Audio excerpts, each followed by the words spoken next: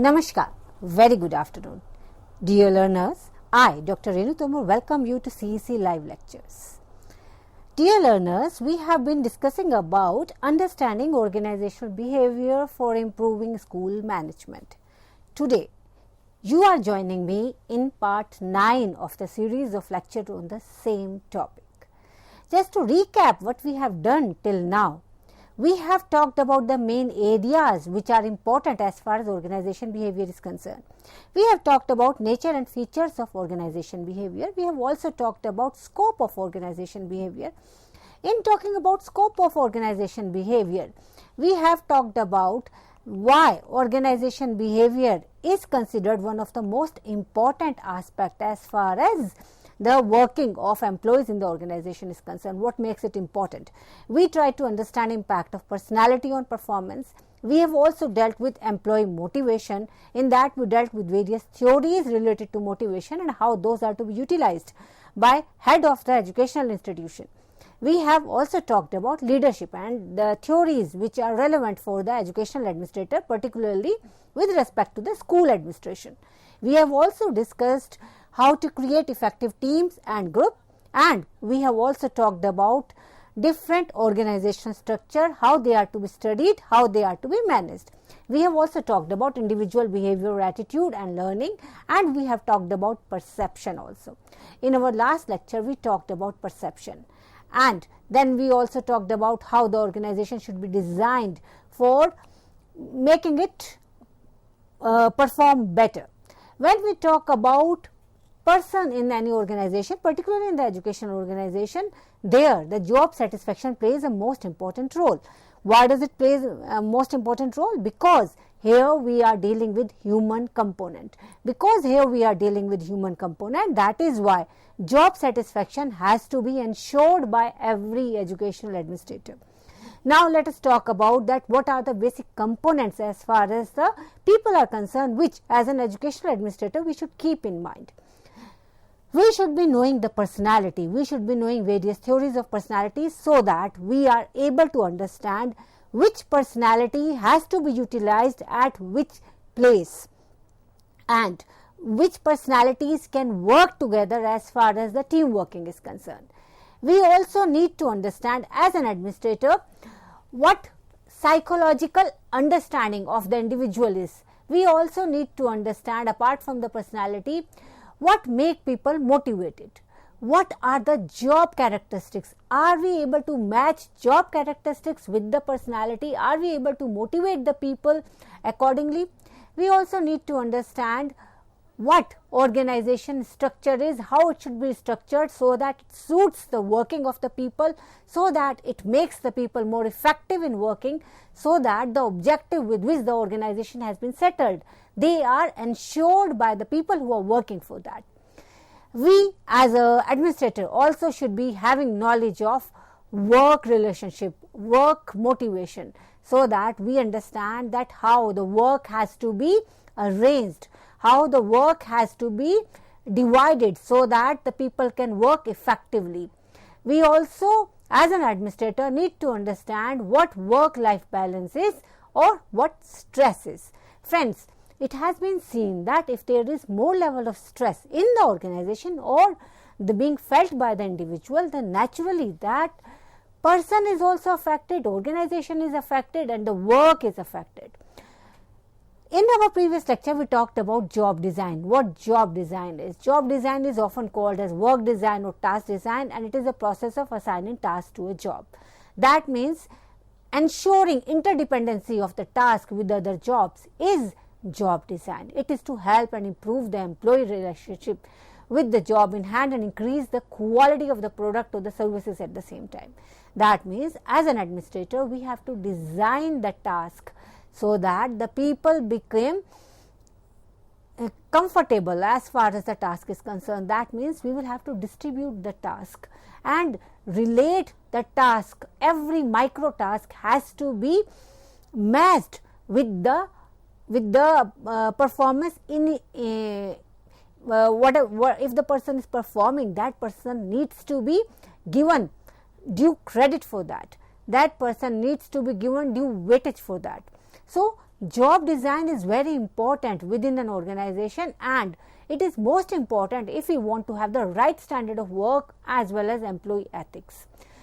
When we talk about job design, then we should be knowing that what kind of models have been initiated. Job characteristics model, a job design model that relates to the motivational properties of jobs to specific personal and organizational consequences of those properties. When we talk about models, the most important models and the oldest one is the theoretical model of job design. That means organization should be employing the various approaches which have been given by various either psychologists or administrators or people of management. So those have to be known to the administrator so that he or she is able to theoretically understand what kind of models are available for one and accordingly choose the perfect model. In our previous lecture, we talked about Taylorism, we also talked about socio-technical system approach, we also talked about what core characteristic model is and what is psychological empowerment theory. When we talk about Taylorism, which is also known as scientific management, it is a foundation of systematic job design. Frederick Taylor, as we all know, developed this theory because he saw job as a science. That means as a science, it has certain steps. It will provide certain output also if it is acted upon. So organization, as far as Taylor is concerned, should create a standard method for each job, successfully select and hire proper workers, effectively train those workers as well as support those workers. When we talk about socio-technical system, socio-technical approach, this is based upon evolution from the individual work to work group. This approach has the following guiding principle. The design of the organization must fit in its goal. Employee must be actively involved in designing the structure of the organization. Then there in the socio-technical system approach, the variance has to be controlled in production and services. It's very much important that if there is lot of variance as far as the production of services is there, then naturally people will not be able to perform well.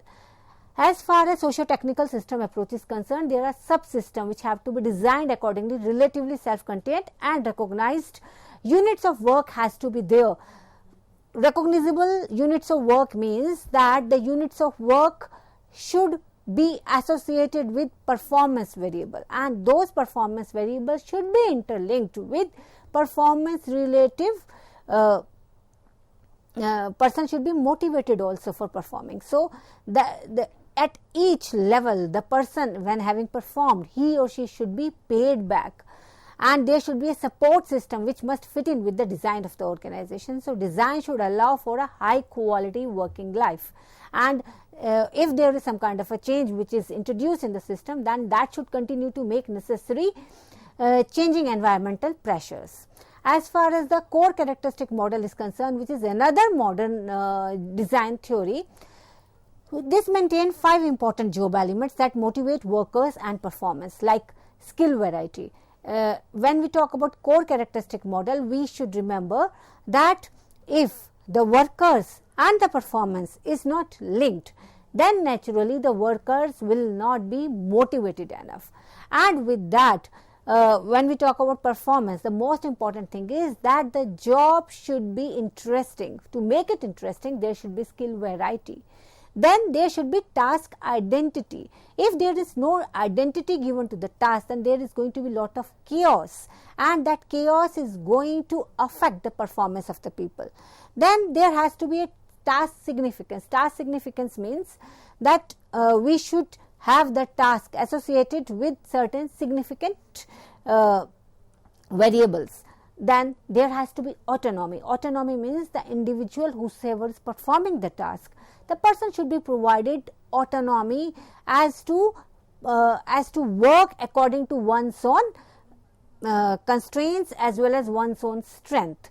And there has to be a system of job feedback. If there is a system of job feedback, then naturally the person would become accountable. So with every job, there should be some interest, the component of interest in the job. Then the job should have the task distributed and they should have an identity.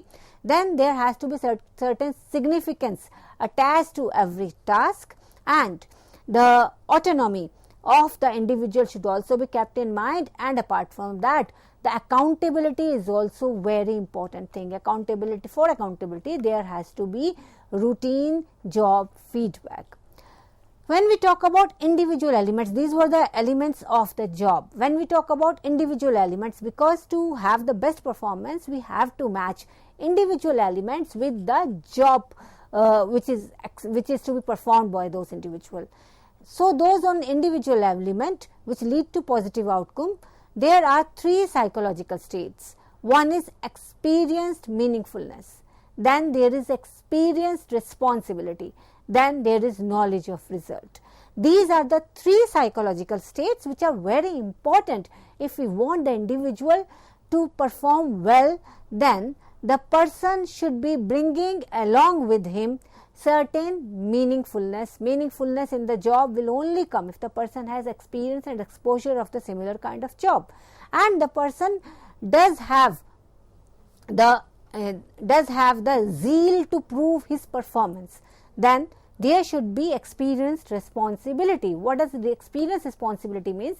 Experienced responsibility means that the individual would be feeling responsible if you are providing certain autonomy to them as well as accountability.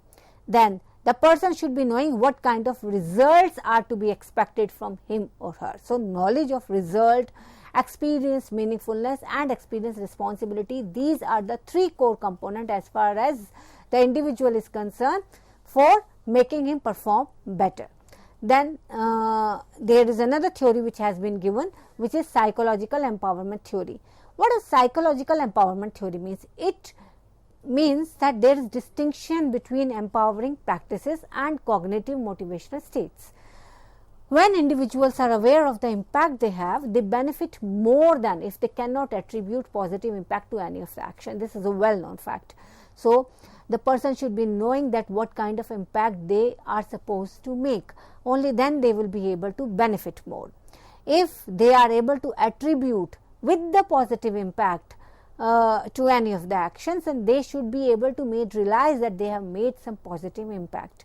So psychological empowerment theory states that empowering practices and cognitive motivational states are different, and people have to be made aware of those empowering practices. There are many iterations of job design theory which have evolved, but general trend can be identified among them. Job design is moving towards autonomous work teams and placing added emphasis on the importance of meaning derived from the individual. When we talk about job characteristic theory, the job characteristic theory is a framework for identifying how job characteristics affect the job outcome. Job characteristic theory, which is often known as JCT, is also referred as a core characteristics model, which has been developed by Hackman and Ullman. It is used as a framework to study how those characteristics of the job will result in job outcome, and as well as provide job satisfaction to the individual who is working on that job. So when we talk about job characteristic theory, as we discussed before also, it's very important that we should have skill variety, we should have task identity, we should have task significance, and we should have autonomy and feedback. This system should be in place. If every job has these characteristics to greater or the lesser extent, then it will be very easy for that job to be performed, and the job will also become ideal for an individual, and individual will also become ideal for that particular job. So it is the purpose of job design to adjust the level of each characteristic to attune the overall job with worker performing it. This alignment is important because the workers bring psychological states to bear upon the job that affect the job outcomes when combined with the core characteristics. Now let us talk about the psychological states. When we talk about psychological states, it's very important that we know what are the core components. As we understood that there has to be experienced meaningfulness.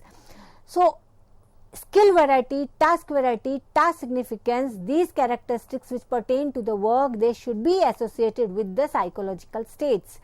And autonomy, which directly correlates to the responsibility for the outcome and knowledge of the actual results, that has to be pictured as a process flow. The characteristics and psychological states operates in the continuous feedback loop that allow employees to continue to be motivated by truly owning and understanding the work in which they are involved.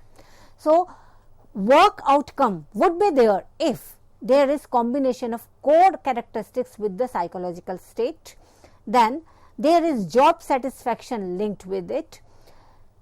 There are the work outcome is also influenced due to the fact that if there is work motivation, then there will be less of absenteeism. Absenteeism cannot be controlled from the outside. In fact, if the person is not interested in the job, then the absenteeism will naturally come to play an important role as far as the working is concerned. Therefore, the goal should be designed in a job in such a manner that the core characteristics complement the psychological state of the workers and lead to positive outcome. So, when we talk about worker outcome, there are 5 core characteristics as far as the worker outcome is concerned. One is impact of culture on an organization behavior.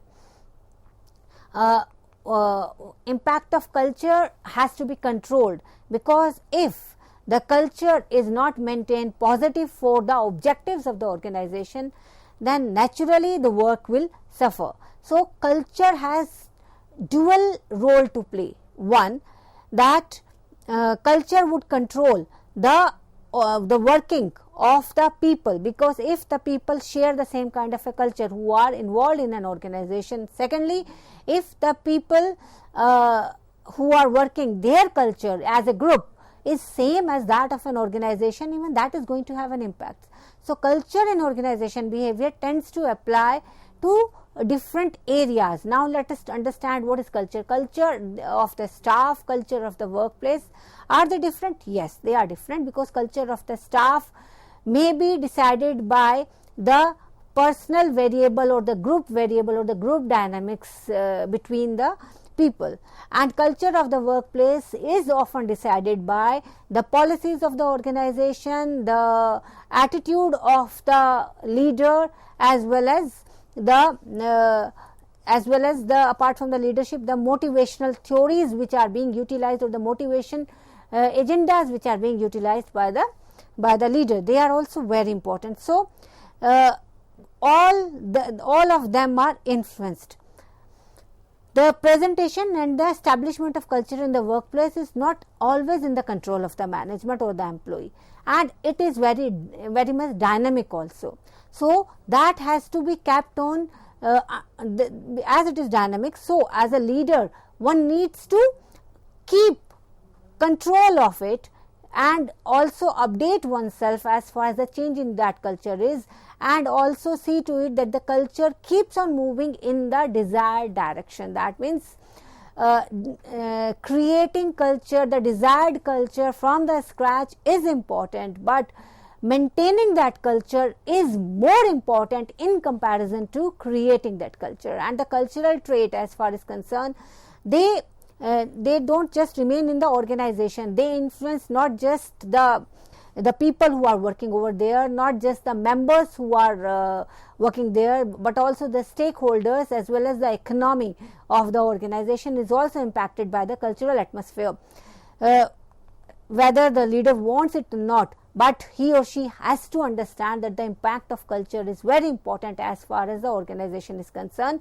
So, that has to be controlled through policies and documents, just as we have the mission statement. Why do we have the mission statement? Mission statement is there to create the culture, as to make people understand who are entering the organization that what kind of culture they should be prepared for, and that is usually the root of the business office culture also.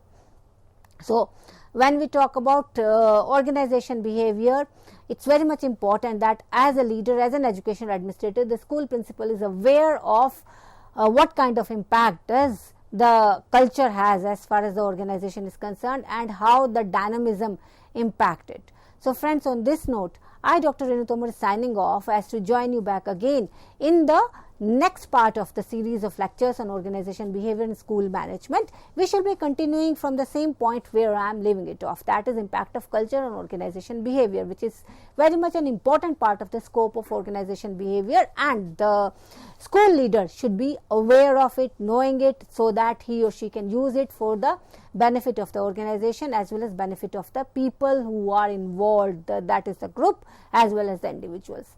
Namaskar, Jai Hind, take care, be safe.